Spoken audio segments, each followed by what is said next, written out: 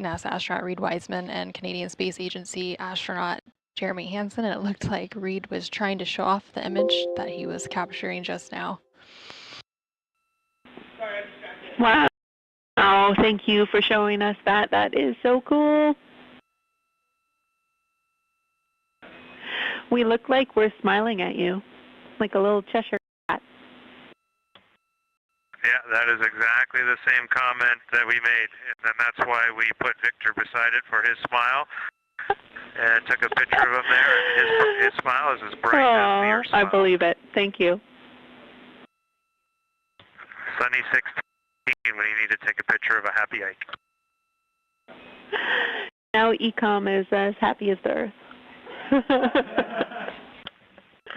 And Houston, you're seeing a little bit of a CCU dump yourselves, Crescent Earth, and a solar array. So it's a pretty sweet view out window one right now. This is Mission Control Houston, and this morning as we get underway with Flight Day 9 on the Artemis 2 mission, joining us today, Johnson Space Center Director Vanessa Weich. Vanessa, thanks for being with us today. It's a privilege.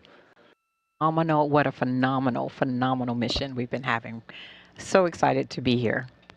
It is historic in nature. We're about 32 hours until we're expecting the crew to splash down in the Pacific to complete the mission. Big picture, the history-making aspects of the mission are clearly delineated, but in your mind, the significance of what we are pulling off here this week and what it means for the future. You know, Rob, it's just, it's hard to describe the significance of this mission. We have building and planning our teams towards this for quite some time. The Orion spacecraft is managed here at the Johnson Space Center.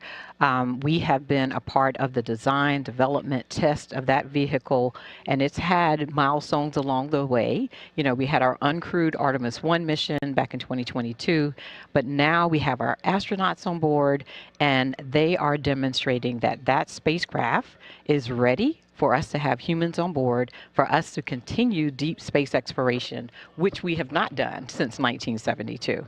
So this is the Artemis generation. This is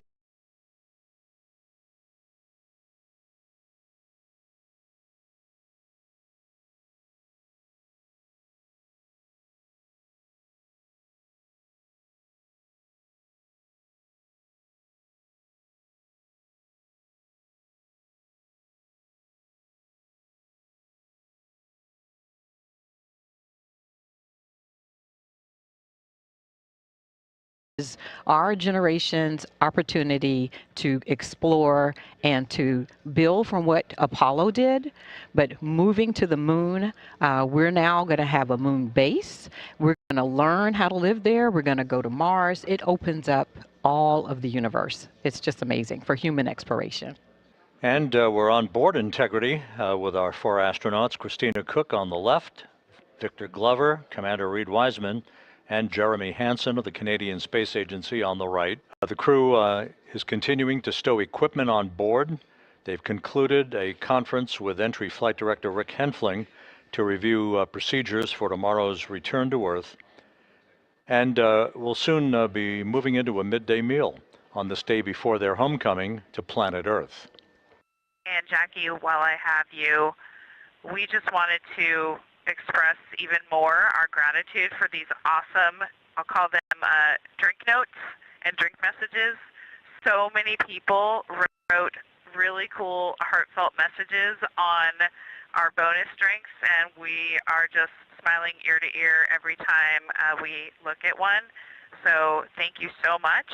It was really fun to find these, and they're really giving us a boost for Entry Day. We will make sure that message gets heard by everyone who needs to hear it. Thank you.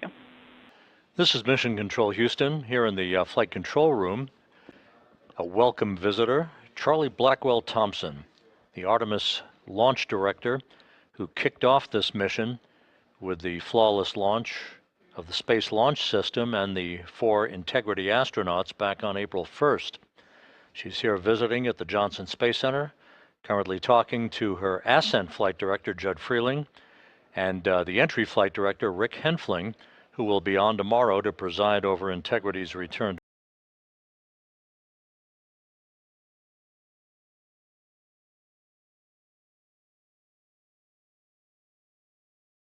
Earth. One other countdown clock that's ticking here in the mission control room is the halfway mark en route back to the moon.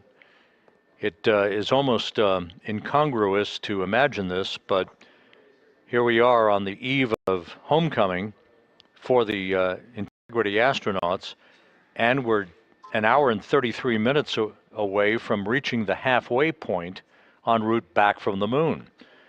It's just the way orbital mechanics works, that sets the course and the velocity.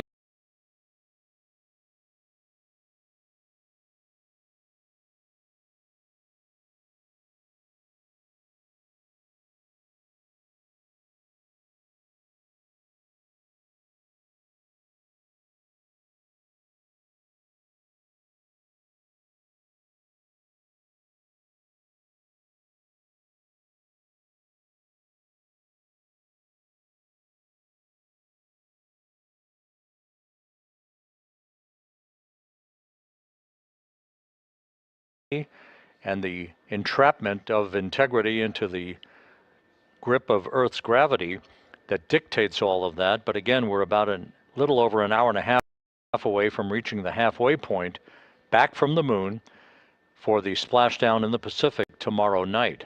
Again, ongoing discussions between Jeremy Hansen and Capcom Jackie Mahaffey here in Mission Control as the crew packs up from a cislunar camping trip. This is very much akin to what you would do after a camping trip or a holiday vacation. There was no holiday involved here. It was simply an historic flyby of the moon that occurred several days ago. Once again, we're about 30 minutes out from our final public affairs event of this mission, a conversation between members of Congress and the crew aboard Integrity as we approach the halfway mark of their trip home back to Earth from the moon. Wireless mic, 10, 9, 8, 7, 6, 5, 4, 3, 2, 1, blast off. Copy, blast off. Good scene and voice. We'll be ready on time.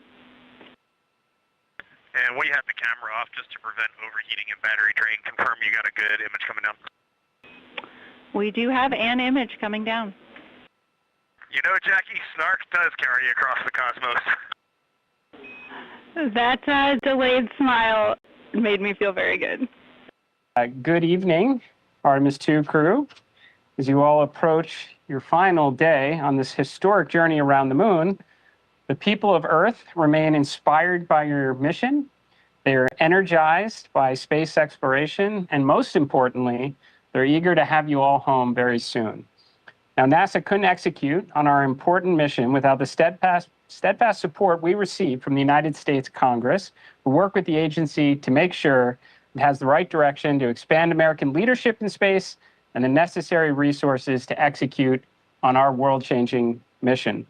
Now, we have several NASA congressional supporters online today, and they have a few questions they'd like to ask you on behalf of their constituents across the country. I can only imagine the awe and wonderment you feel, but I want to just start by saying thank you. You are inspiring. That is not hyperbole when Jared speaks about the people of Earth. Across the planet, people are watching you and amazed, watching you put food packets away, as we were doing just a few minutes ago, watching you float around with the floating head, and you are bringing people together all across our globe. So thank you. Thank you for your good cheer. Thank you for your eloquence. Thank you for inspiring people. I have two questions. Number one, if you could go back in time and talk to yourself at age 10, what would you tell yourself about going to the moon? And then question two, if and when they make a movie about this, who do you want to play you? Well, sir, it's an honor to be with all of you, and please say hello to all of our colleagues there at Johnson Space Center. We can't wait to be back. My 10-year-old self, I recently found some photos of myself on a family vacation at Kennedy Space Center, and we were posing in front of the Saturn V rocket with me, with my siblings and my parents. And if I could have told that little girl who took home a picture of Earthrise and hung it in her room that she would eventually launch from that same place to see that same view, I'm pretty sure she would not believe it. But even though I still can't believe it, and she certainly wouldn't believe it, she chased that dream, and it ended up happening. It's such an honor to hear that we've inspired. That's truly one of the top things that we ever wanted to do. And I am definitely not answering the movie question. That's going to be for Reed. Senator Cruz, it's great to talk to you, and thank you for visiting our friends and family there at the Johnson Space Center. That is fantastic. We've thought a little bit about the movie, and I think that's way out of our pay grade. So we don't know who's going to play us. That's up to whoever decides. But one thing we do know for certain is this guy is going to be played by Buzz Lightyear, 100%, no doubt. I have a question from one of our local voters here in Indian River County. Her name is Renee, and she said, what were you thinking when you were going around the moon, the furthest ever from Earth, on the dark side of the moon? We'd love to hear your thoughts as you made your way around the moon out of radio contact. So during the time of the nearest approach to the moon, we were doing so much science. I took a brief moment to say a short prayer of gratitude for being sent on this mission and trusted with, bringing back scientifically relevant information. And I also just felt like I was hoping that people looked up and were watching to see when we came back into communication, and that maybe there was a chance that folks would feel a sense of togetherness. We have a moment of silence whenever something solemn and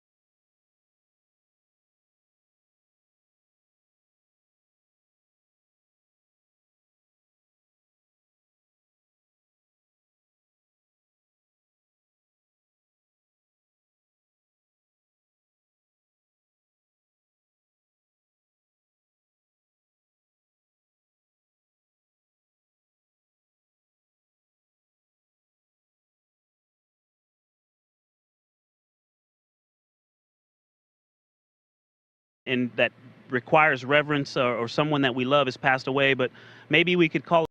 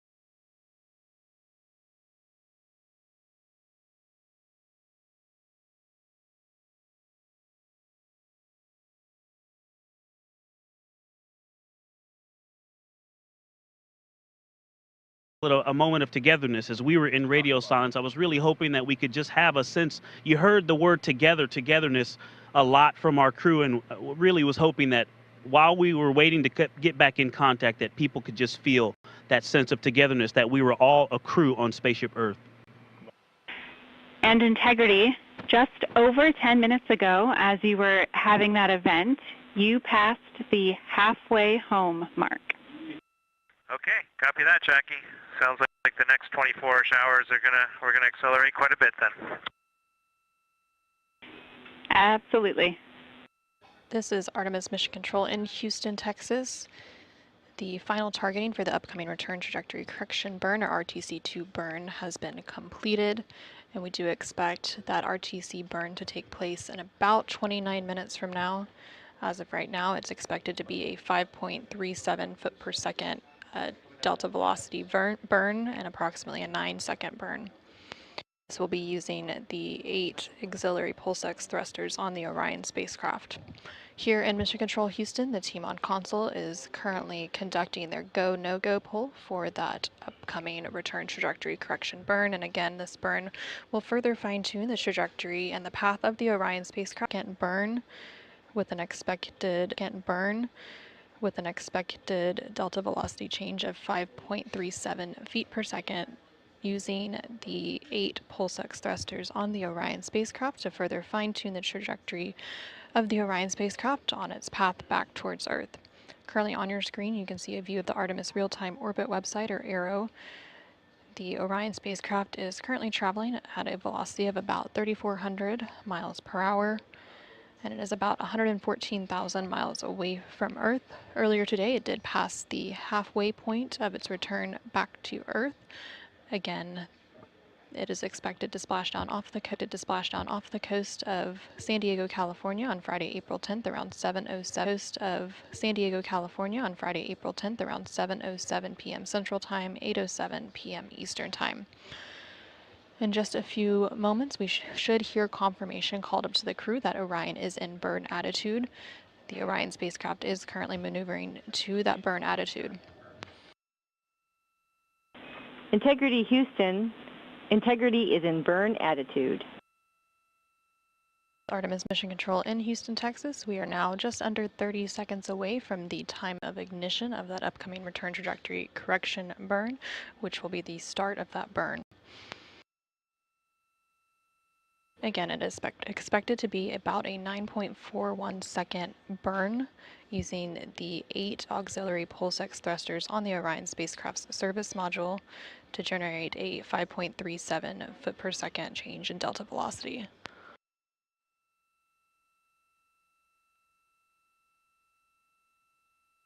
And we do have confirmation that the return trajectory correction burn has started, that taking place at 9:53 p.m. Central Time, 10:53 p.m. Eastern Time. And we also now have confirmation that the burn has completed, again, that taking place at 9:53 p.m. Central Time, 10:53 p.m. Eastern Time.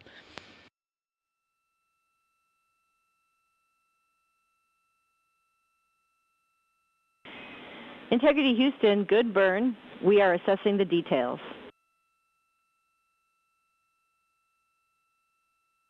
We see the same and copy. This is Artemis Mission Control in Houston, Texas, and we do have that confirmation that the recent return trajectory correction burn was completed, and it was a good burn. Teams on the ground assessing the details, but it was expected to be a 9.41 second burn for a 5.37 foot per second delta velocity. Again, these return trajectory correction burns help to fine-tune the Orion spacecraft's path as it makes its way back to Earth, and this was the second in a series of 3 return trajectory correction burns, with that first return trajectory correction burn taking place on flight day 7, and the final return trajectory correction burn is expected to take place on flight day 10, about 5 hours prior to entry interface. Integrity Houston, confirm a good burn, and prop post-burn reconfiguration is complete. Integrity crew, when you are able, could you give us an indicator or an indication if you are bumping up against or touching the smoke detector in any way when you're over in that area of the cabin? I think MCC reported some erroneous data yesterday. Maybe that's happening again. We had a towel over there, but we don't think we're bumping into it. Give us a couple more seconds because we need to grab a few more. Which was named Integrity by its crew. They are currently capturing some images. It looks like they're capturing images of each other in front of one of the cabin windows with a view of Earth outside. And of course, we have been uploading and sharing imagery as we receive it from the crew. There on your screen from left to right, you can see NASA astronaut Christina Cook. From left to right, you can see NASA astronaut Christina Cook. NASA astronaut Reed Wiseman and Canadian Space Agency astronaut Jeremy Hansen, and it looked like Reed was trying to show off the image that he was capturing just now. Wow, thank you for showing us that. That is so cool. We look like we're smiling at you, like a little Cheshire cat. Yeah, that is exactly the same comment that we made, and then that's why we put Victor beside it for his smile, and took a picture of him there. And his smile is as bright as your smile. I believe it. Thank you. Sunny 16 when you need to take a picture of a happy hike. Now Ecom is as happy as the Earth. And Houston, you're seeing a little bit of a CCU dump yourselves, crescent Earth, and a solar array. So it's a pretty sweet view out window one right now. This is Mission Control Houston, and this morning as we get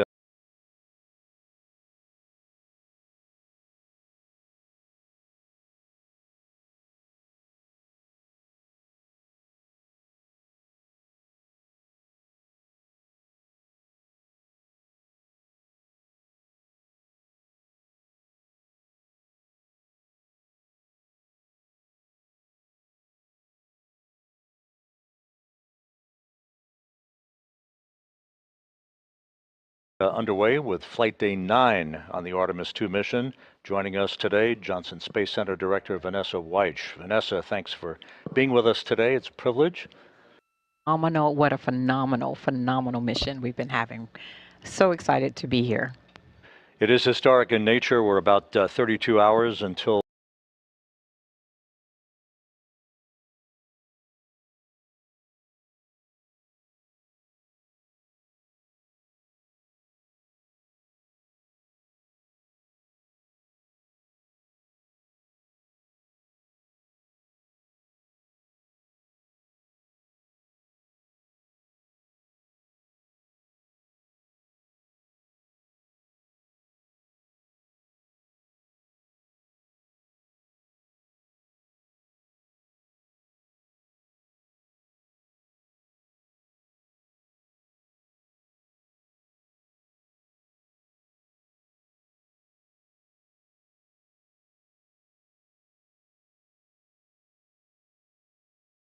we're expecting the crew to splash down in the Pacific to complete the mission. Big picture, the history-making aspects of the mission are clearly delineated, but in your mind, the significance of what we are pulling off here this week and what it means for the future. You know, Rob, it's just it's hard to describe the significance of this mission. We have building and planning our teams towards this for quite some time. The Orion spacecraft is managed here at the Johnson Space Center. We have been a part of the design, development, test of that vehicle, and it's had milestones along the way. You know, we had our uncrewed Artemis 1 mission back in 2022, but now we have our astronauts on board, and they are demonstrating that that spacecraft is ready for us to have humans on board, for us to continue deep space exploration, which we have not done since 1972. So this is the Artemis generation. This is our generation's opportunity to explore and to build from what Apollo did, but